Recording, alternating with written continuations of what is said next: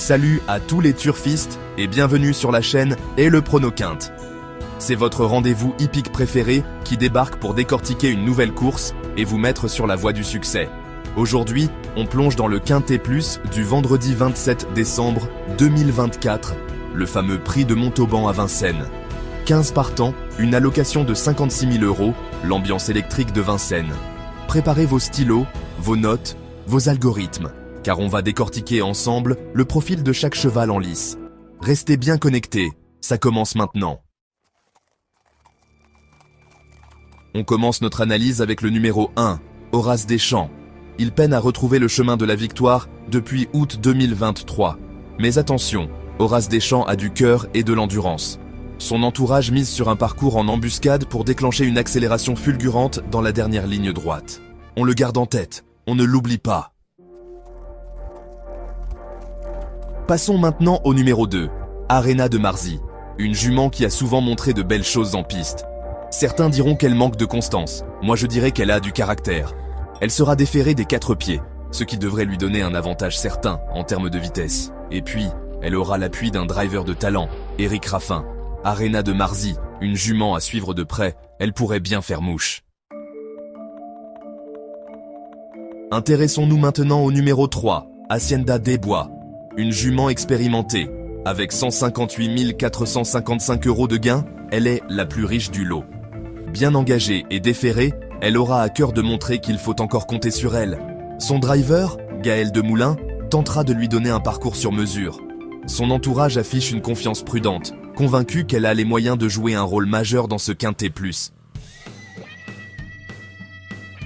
Parlons maintenant du numéro 4, GK Justus.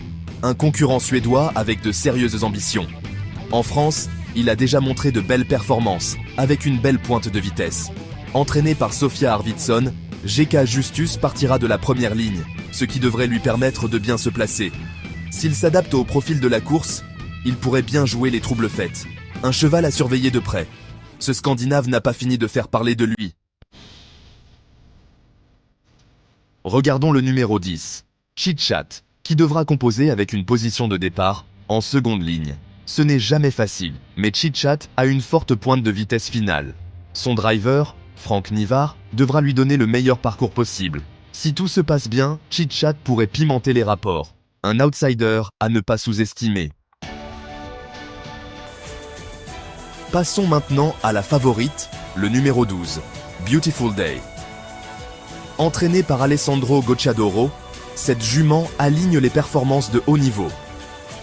Sa dernière victoire a été impressionnante. Malgré un départ en seconde ligne, sa classe naturelle pourrait faire la différence. Une base solide pour vos jeux, Az.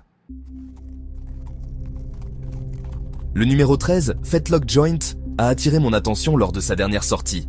Il a montré une belle pointe de vitesse finale. Associé à Jean-Michel Bazir, il aura un bon parcours.